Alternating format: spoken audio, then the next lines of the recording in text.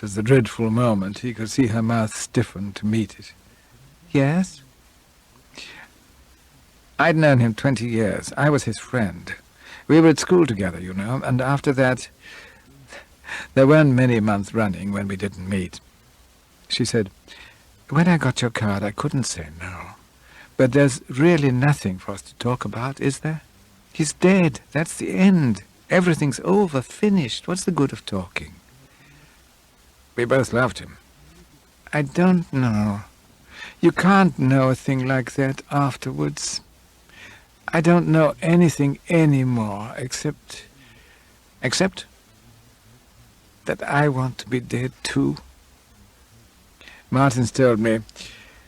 Then I nearly went away. What was the good of tormenting her because of this wild idea of mine?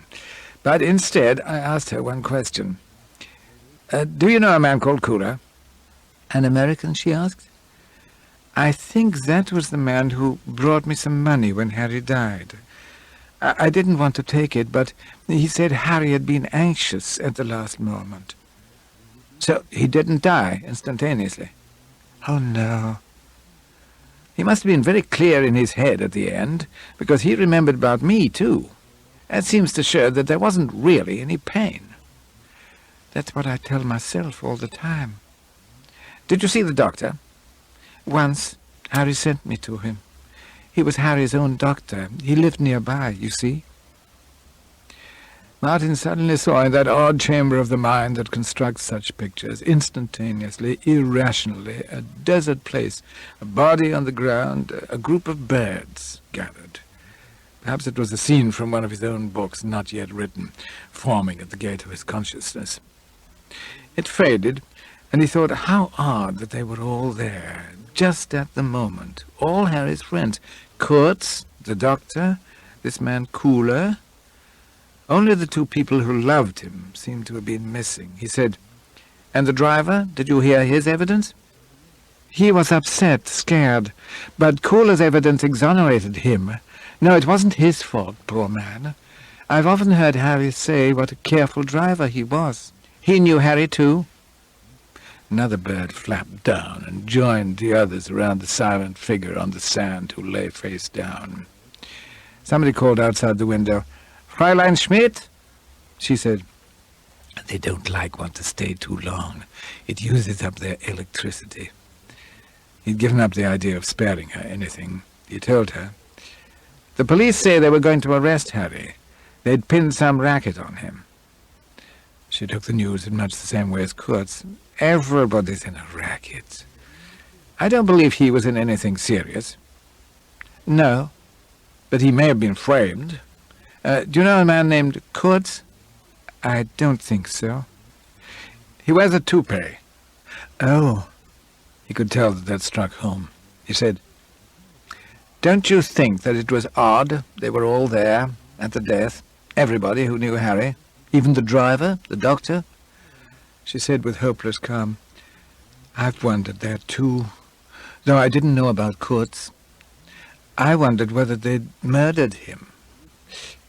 But what's the use of wondering? I'm going to get those bastards, Rollo Martin said. It won't do any good.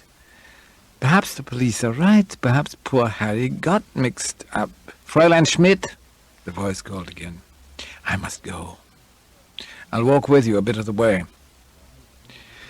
The dark was almost down. The snow had ceased for a while to fall, and the great statues of the ring, the prancing horses, the chariots and eagles, were gunshot grey with the end of evening. It's better to give up and forget, Anna said. Will you give me the doctor's address? I stood in the shelter of a wall while she wrote it down for him. And yours, too. Why do you want that? I might have news for you.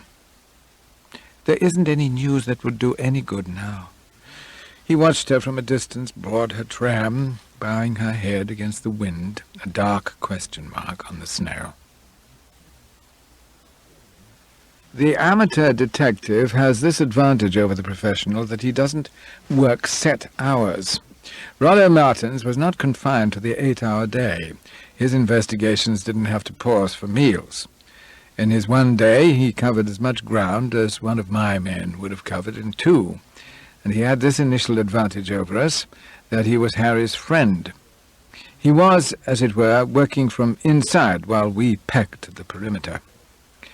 Dr. Winkler was at home. Perhaps he would not have been at home to a police officer. Again, Martins had marked his card with the open sesame phrase, "Friend of Harry Lyme's."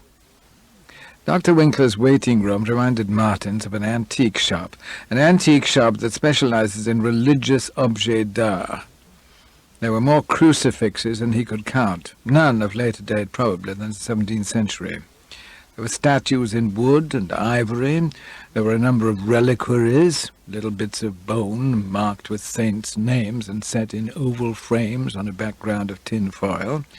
If they were genuine, what an odd fate it was, Martins thought, for a portion of St. Susanna's knuckle to come to rest in Dr. Winkler's waiting room. A sneeze disturbed him. Dr. Winkler was the cleanest doctor Martins had ever seen. He was very small and neat, in a black tailcoat and a high, stiff collar. His little black moustache was like an evening tie. He sneezed again. Perhaps he was cold because he was so clean. He said, "Mr. Martins?"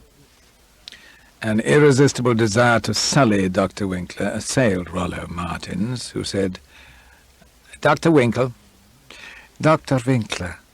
You've got an interesting collection here." "Yes. These saints' bones, the bones of chickens and rabbits. Would you mind, Mr. Martins, telling me the purpose of your visit? I have a patient waiting." "We were both friends of Harry Lyme." "I was his medical adviser." Dr. Winkler corrected him and waited obstinately between the crucifixes.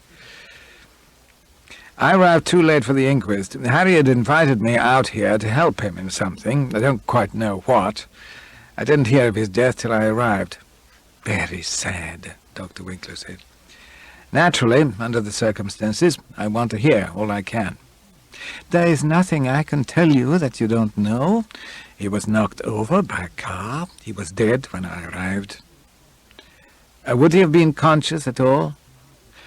"I understand he was for a short time, while they carried him into the house." "In great pain?" "Not necessarily." "You're quite certain it was an accident?" Dr. Winkler put out a hand and straightened a crucifix. "I was not there. My opinion is limited to the cause of death." Have you any reason to be dissatisfied?" The amateur has another advantage over the professional. He can be reckless. He can tell unnecessary truths and propound wild theories. Martins said, "The police have implicated Harry in a very serious racket. It seemed to me that he might have been murdered or even killed himself." "I am not competent to pass an opinion," Dr. Winkler said. "Do you know a man called Cooler?" "I don't think so." "He was there when Harry was killed?" "Then, of course, I have met him. He wears a toupee." "That's Kurtz." Dr. Winkler was not only the cleanest, he was also the most cautious Dr. Martins had ever met. His statements were so limited that you could not for a moment doubt their veracity. He said, "Had you been Harry's doctor for long?" It seemed an odd man for Harry to choose. Harry, who liked men with a certain recklessness, men capable of making mistakes. "For about a year." "Well, it's good of you to have seen me." Dr. Winkler bowed. When he bowed, there was a very slight creak, as though his shirt were made of celluloid. "I mustn't keep you from your patient any longer." Turning away from Dr. Winkler, he confronted yet another crucifix, the figure hanging with arms above the head, a face of elongated El Greco agony. "That's a strange crucifix," he said. "Jansenist," Dr. Winkler commented, and closed his mouth sharply, as though he had been guilty of giving away too much information. As I see it, turning over my files, the notes of conversations, the statements of various characters, it would have been still possible at this moment for Rollo Martins to have left Vienna safely. He had shown an unhealthy curiosity, but the disease had been checked at every point. Nobody had given anything away. The smooth wall of deception had as yet shown no real crack to his roaming fingers. When Rollo Martins left Dr. Winkler's, he was in no danger. He could have gone home to bed at Sacher's and slept with a quiet mind. He could even have visited Cooler at this stage without trouble. No one was seriously disturbed. Unfortunately for him, and there would always be periods in his life when he bitterly regretted it, he chose to go back to Harry's flat. He wanted to talk to the little vexed man who said he had seen the accident. There was a moment in the dark, frozen street when he was inclined to go straight to Cooler, to complete his picture of those sinister birds who sat around Harry's body. But Rollo, being Rollo, decided to toss a coin, and the coin fell for the other action, and the deaths of 2 men. Perhaps the little man, who bore the name of Koch, had drunk a glass too much of wine. Perhaps he had simply spent a good day at his office. But this time, when Rollo Martins rang his bell, he was friendly and quite ready to talk. He had just finished dinner and had crumbs on his moustache. "Ah, I remember you. You're Herr Lime's friend." He welcomed Martins in with great cordiality and introduced him to a mountainous wife whom he obviously kept under very strict control. "Ah, in the old days I would have offered you a cup of coffee, but now—" Martins passed round his cigarette case, and the atmosphere of cordiality deepened. "When you came yesterday I was a little abrupt," Herr Koch said. "But I had a touch of migraine, and my wife was out, so I had to answer the door myself." "Did you tell me that you had actually seen the accident?"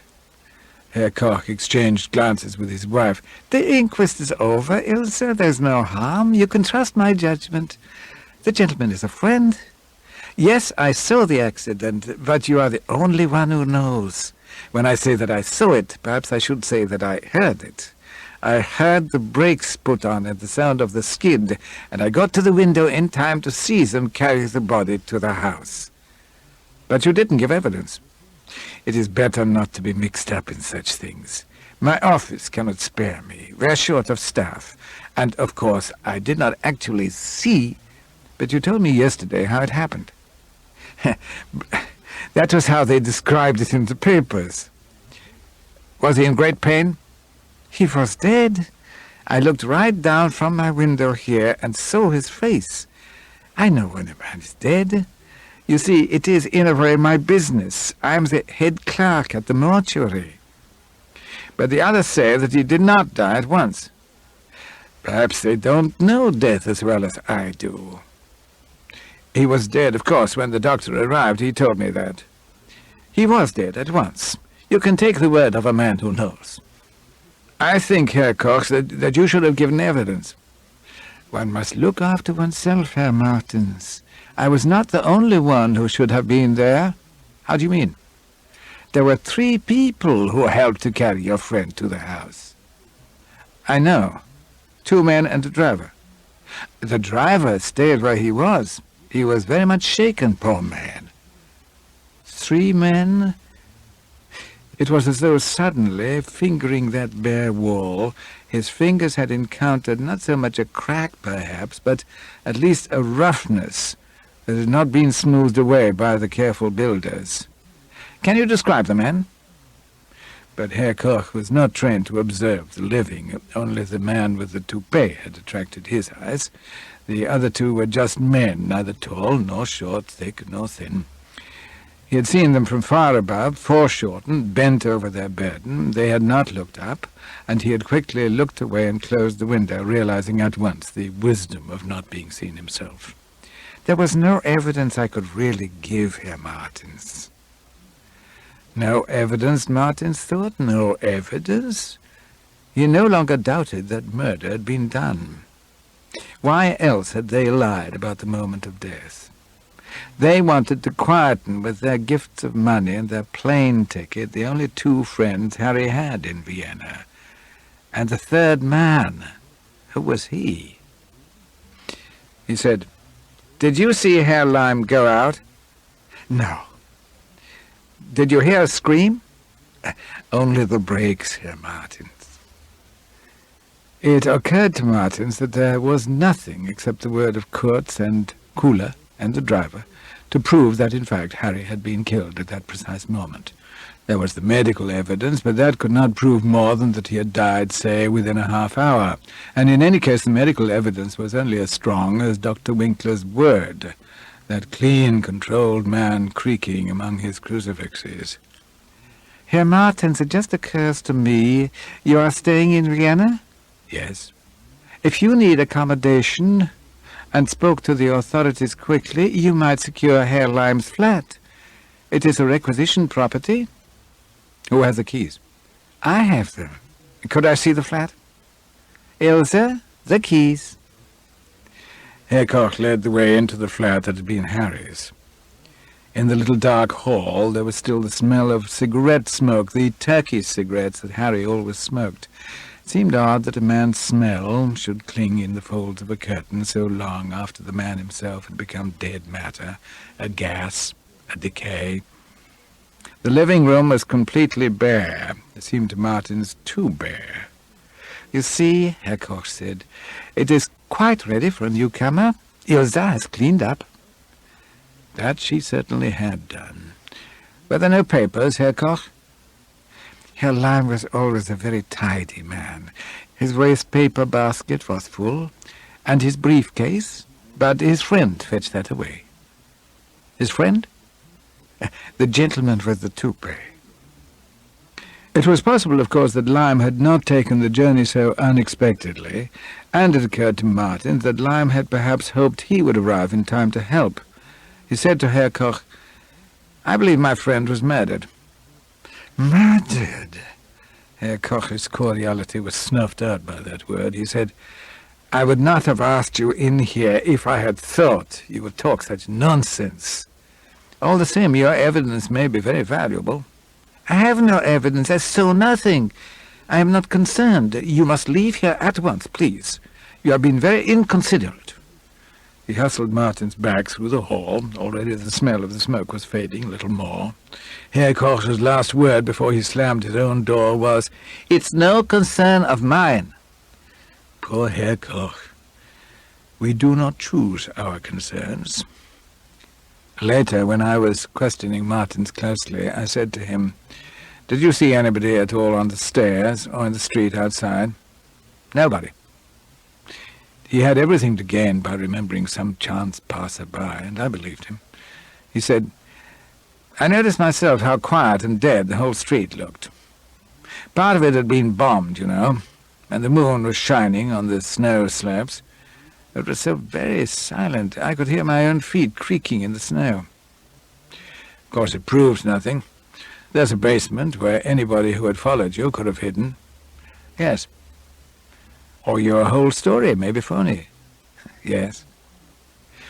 "The trouble is, I can see no motive for you to have done it. It's true you're already guilty of getting money on false pretenses. You came out here to join Lime, perhaps to help him. You see, our facts are not complete. I bet they aren't. I could invent a better detective than you in my bath. Your literary style does not do your namesake justice." Whenever he was reminded of Mr. Crabbin, that poor harassed representative of the British Council, Rollo Martens turned pink with annoyance, with embarrassment, shame. That, too, inclined me to trust him. He had certainly given Crabbin some uncomfortable hours.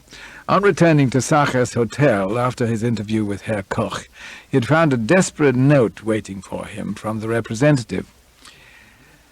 "I've been trying to locate you all day," Crabbin wrote. "It is essential that we should get together and work out a proper program for you.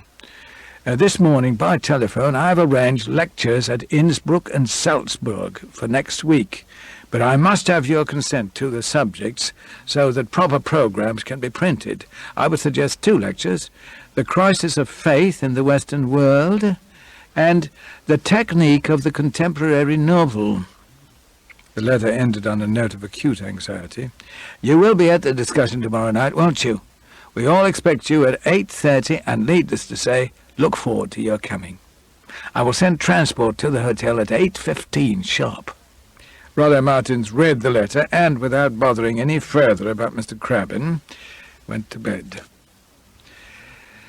Martins had spent his lunchtime reading up the reports of the inquest, thus again demonstrating the superiority of the amateur to the professional, and making him more vulnerable to Cooler's liquor, which the professional, in duty bound, would have refused. It was nearly 5 o'clock when he reached Cooler's flat, which was over an ice-cream parlour in the American zone. The bar below was full of GIs with their girls, and the clatter of the long spoons and the curious, free, unformed laughter followed him up the stairs. The Englishman who objects to Americans in general usually carries in his mind's eye just such an exception as Cooler, a man with tousled grey hair and a worried, kindly face and long-sighted eyes, the kind of humanitarian who turns up in a typhus epidemic or a world war or a Chinese famine long before his countrymen have discovered the place in an atlas. Again the card marked Harry's friend was like an entrance ticket. Cooler was in officer's uniform, with mysterious letters on his flash, and no badges of rank, although his maid referred to him as Colonel Cooler. His warm, frank hand-clasp was the most friendly act that Martins had encountered in Vienna. "Any friend of Harry is all right with me," Cooler said. "I've heard of you, of course." "From Harry?" "I'm a great reader of westerns," Cooler said, and Martins believed him, as he did not believe Kurtz. "I wondered, you were there, weren't you? If you'd tell me about Harry's death." "It was a terrible thing," Cooler said. "I was just crossing the road to go to Harry. He and Mr. Kurtz were on the sidewalk. Maybe if I hadn't started across the road, he'd have stayed where he was. But he saw me and stepped straight off to meet me, and this jeep. Oh, it was terrible, terrible. The driver braked, but didn't stand a chance. Have a scotch, Mr. Martins. It's silly of me, but I get shaken up when I think of it." He said as he splashed in the soda, "Spite of this uniform, I'd never seen a man killed before." "Was the other man in the car?" Cooler took a long pull and then measured what was left with his tired, kindly eyes. What man would you be referring to, Mr. Martins?" "I was told there was another man there." "I don't know how you got that idea. You'll find all about it in the inquest reports." He poured out 2 more generous drinks. "There were just the 3 of us, me, Mr. Kurtz, and the driver. The doctor, of course. I expect you were thinking of the doctor." "This man I was talking to happened to look out of a window. He has the flat next to Harry's, and he said he saw 3 men and the driver. That's before the doctor arrived." "He didn't say that in court." "He didn't want to get involved." "You'll never teach these Europeans to be good citizens. It was his duty." Cooler brooded sadly over his glass. "It's an odd thing, Mr. Martins, with accidents. You'll never get 2 reports that coincide. Why, even Mr. Kurtz and I disagreed about details. The thing happened so suddenly. You aren't concerned to notice things until bang, crash, and then you have to reconstruct, remember. I expect he got too tangled up trying to sort out what happened before and what after to distinguish the 4 of us." "The 4? I was counting Harry. What else did he see, Mr. Martins?" "Nothing of interest, except he says Harry was dead when he was carried into the house." "Well, he was dying. Not much difference there. Have another drink, Mr. Martins." "Perhaps one more to keep you company." "Do you know Anna Schmidt?" Martins asked, while the whiskey was tingling on his tongue. "Harry's girl. Met her once, that's all. As a matter of fact, I helped Harry fix her papers. Not the sort of thing I should confess to a stranger, I suppose, but you have to break the rules sometimes. Humanity's a duty, too." "What was wrong?" She was Hungarian, and her father had been a Nazi, so they said. She was scared the Russians would pick her up." "Why should they want to?" "We can't always figure out why they do these things. Perhaps just to show that it's not healthy being friends with an Englishman." "But she lives in the British zone." That wouldn't stop them. It's only 5 minutes' ride in a jeep from the Kommandantur. The streets aren't well lighted, and you haven't many police around." "You took us some money from Harry, didn't you?" "Yes, but I wouldn't have mentioned that. Did she tell you?" The telephone rang, and Cooler drained his glass. "Hello? Why, yes, this is Colonel Cooler." Then he sat with the receiver at his ear in an expression of sad patience, while some voice a long way off drained into the room. "Yes," said once. "Yes." His eyes dwelt on Martin's face, but they seemed to be looking a long way beyond him, flat and tired and kind. They might have been gazing out across the sea. He said, "You did quite right," in a tone of commendation, and then, with a touch of asperity, "Of course they will be delivered. I gave my word. Goodbye." He put the receiver down and passed a hand across his forehead wearily. It was as though he were trying to remember something he had to do. Martin said, "Had you heard anything of this racket the police talk about?" "I'm sorry, what's that?" "They say Harry was mixed up in some racket." "Oh, no," Cooler said. "No, that's quite impossible. He had a great sense of duty." "Kurtz seems to think it was possible." "Kurtz doesn't understand how an Anglo-Saxon feels," Cooler replied. It was nearly dark when Martins made his way across the banks of the canal. Across the water lay the half-destroyed Diana Baths, and in the distance the great black circle of the Prater Wheel, stationary above the ruined houses. The third stiff whisky fumed into Martin's brain, and he remembered the girl in Amsterdam, the girl in Paris. Loneliness moved along the crowded pavement at his side.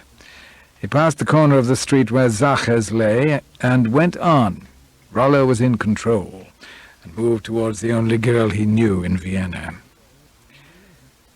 He hadn't, of course, known that she'd be in, that her play was not on that night in the Josefstadt, or perhaps he had memorized that, too, from the posters.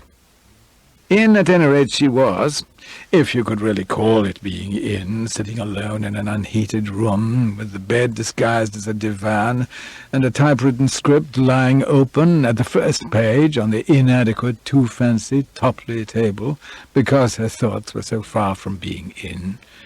He said awkwardly, and nobody could have said, not even Rollo, how much his awkwardness was part of his technique. "I thought I'd just look in and look you up. I had too much whiskey with Colonel Cooler. I needed a walk, and I just happened to find myself this way."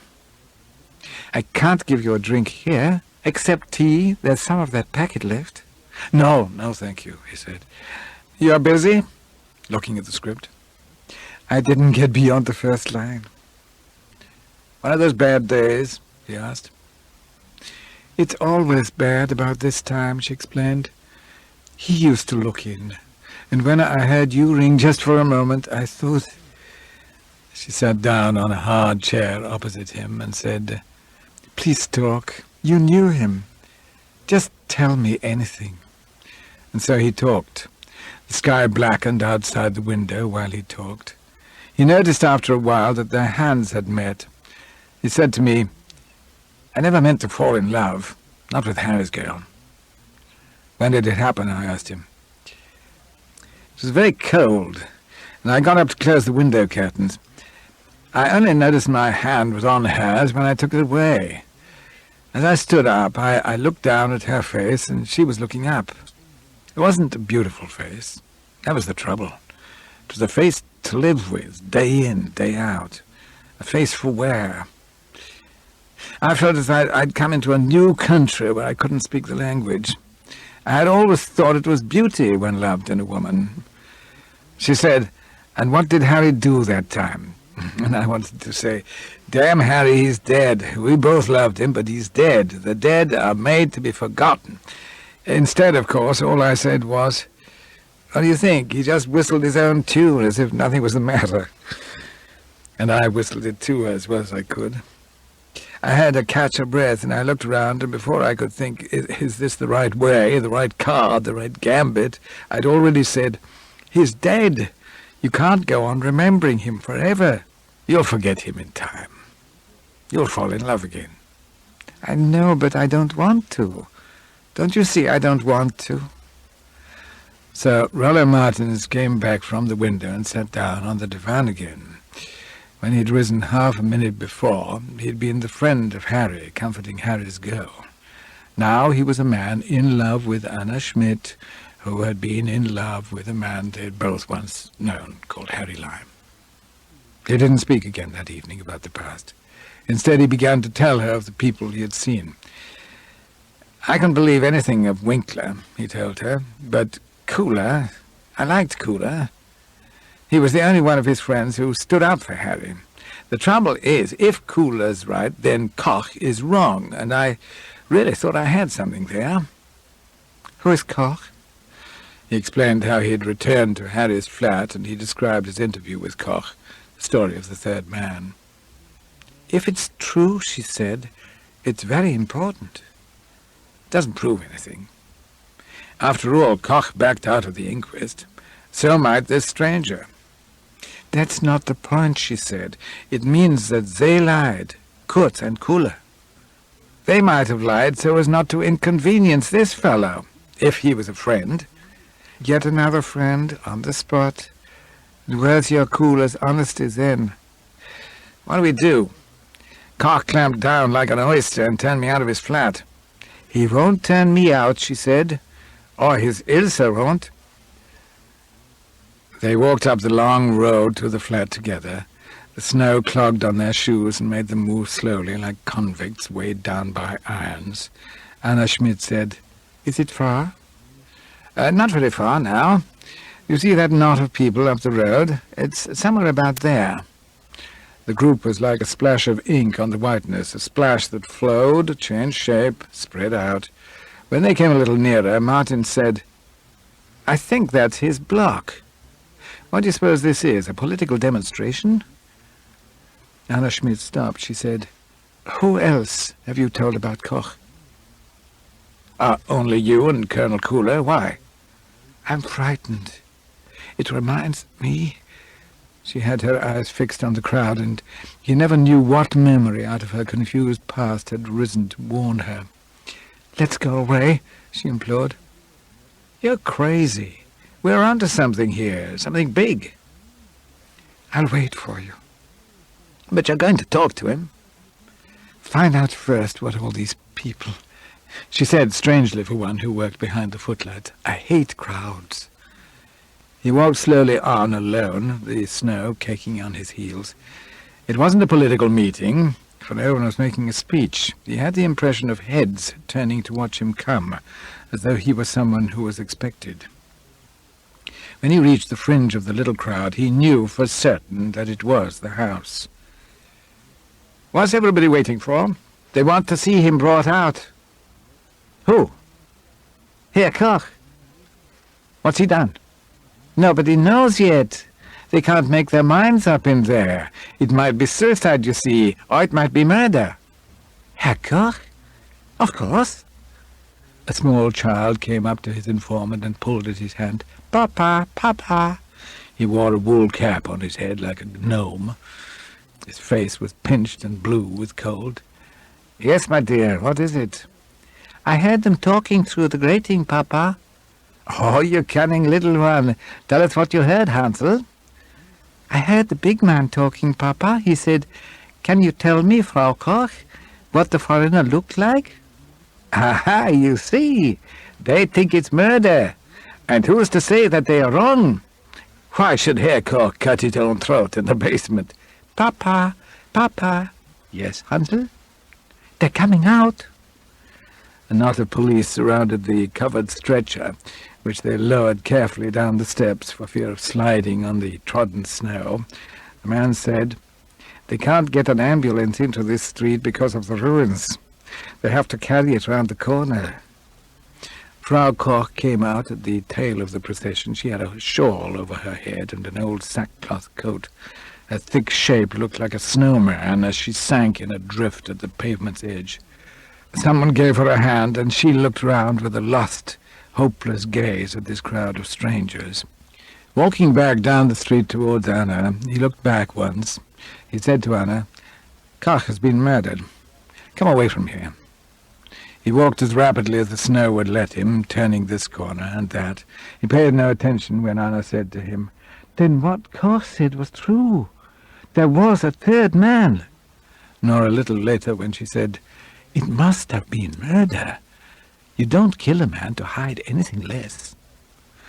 The tramcars flashed like icicles at the end of the street. They were back at the ring. Martin said, "You'd better go home alone. I'll keep away from you a while until things have sorted out." "But nobody can suspect you." "They're asking about the foreigner who called on Koch yesterday. There must be some unpleasantness for a while." "Why don't you go to the police?" They're so stupid. I don't trust them. See what they've pinned on Harry? And then I tried to hit this man Calloway. They'll have it in for me. The least they'll do is to send me away from Vienna.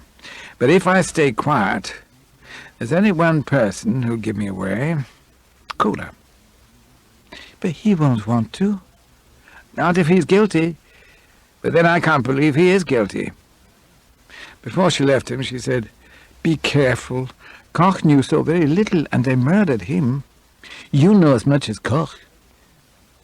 The warning stayed in his brain all the way to Sacher's. After 9 o'clock the streets were very empty, and he would turn his head at every padding step coming up the street behind him, as though that third man, whom they had protected so ruthlessly, were following him like an executioner.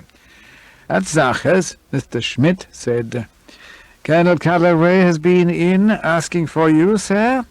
I think you'll find him in the bar." "Back in a moment," Martin said, and walked straight out of the hotel again. He wanted time to think.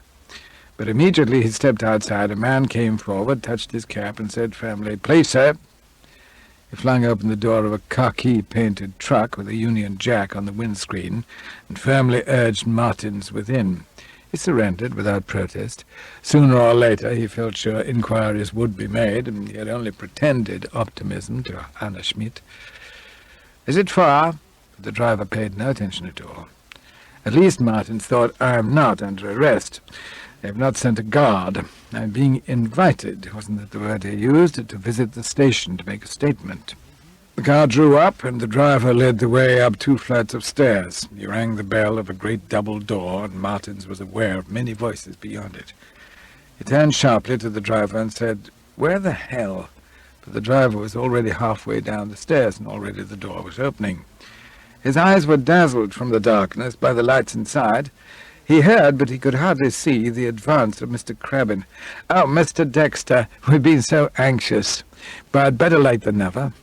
Let me introduce you to Miss Wilbraham and Gräfin von Meyersdorf."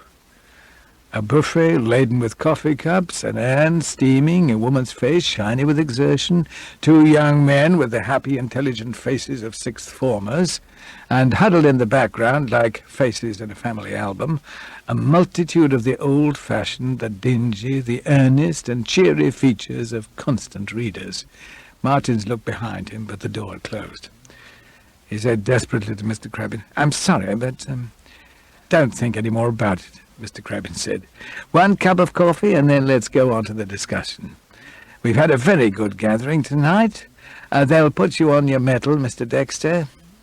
One of the young men placed a cup in his hand. The other shovelled in sugar before he could say he preferred his coffee unsweetened.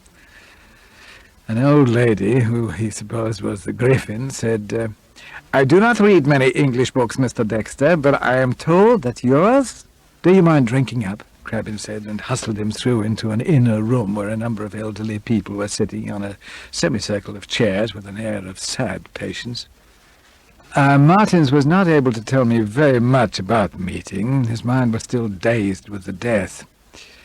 Apparently Crabbin opened up the proceedings, and knowing Crabbin, I am sure that it was a very lucid, very fair and unbiased picture of the contemporary English novel. I've heard him give that talk so often, varied only by the emphasis given to the work of the particular English visitor. He would have touched lightly on various problems of technique, the point of view, the passage of time, and then he would have declared the meeting open for questions and discussion. Martins missed the first question altogether, but luckily Crabbin filled the gap and answered it satisfactorily. A woman wearing a brown hat and a piece of fur round her throat said with passionate interest, "May I ask Mr. Dexter if he is engaged on a new work?" "Oh, yes, yes. May I ask the title?" "The third man," Martin said, and gained a spurious confidence as a result of taking that hurdle. "Mr. Dexter, could you tell us what author has chiefly influenced you?" Martins, without thinking, said, "Gray." He meant, of course, the author of Riders of the Purple Sage, and he was pleased to find his reply gave general satisfaction to all save an elderly Austrian who asked, "Gray? What Gray? I do not know the name." Martins felt he was safe now and said, "Zane Grey. I don't know any other," and was mystified at the low, subservient laughter from the English colony. Crabbin interposed quickly for the sake of the Austrians. "That was a little joke of Mr. Dexter's. He meant the poet Gray, a gentle, mild, subtle genius. One can see the affinity." "And he's called Zane Grey?" "That was Mr. Dexter's joke. Zane Grey wrote what we call westerns, cheap popular novelettes about bandits and cowboys." "He is not a great writer?" No, far from it," Mr. Crabbin said. "In the strict sense, I would not call him a writer at all." Martins told me that he felt the first stirrings of revolt at that statement. He had never regarded himself before as a writer, but Crabbin's self-confidence irritated him. Even the way the light flashed back from Crabbin's spectacles seemed an added cause of vexation. Crabbin said, "He was just a popular entertainer." "Why the hell not?" Martin said fiercely. "Oh, well, I merely meant—" "What was Shakespeare?" Somebody with great daring said, "A poet." "Have you ever read Zane Grey?" "No, I can't say." "Then you don't know what you're talking about." One of the young men tried to come to Crabbin's rescue. "And James Joyce, where would you put James Joyce, Mr. Dexter?" "What do you mean, put? I don't have to put anybody anywhere," Martin said. It had been a very full day. He had drunk too much with Colonel Cooler. He had fallen in love. A man had been murdered. And now he had the quite unjust feeling that he was being got at. Zane Grey was one of his heroes. He was damned if he was going to stand any nonsense.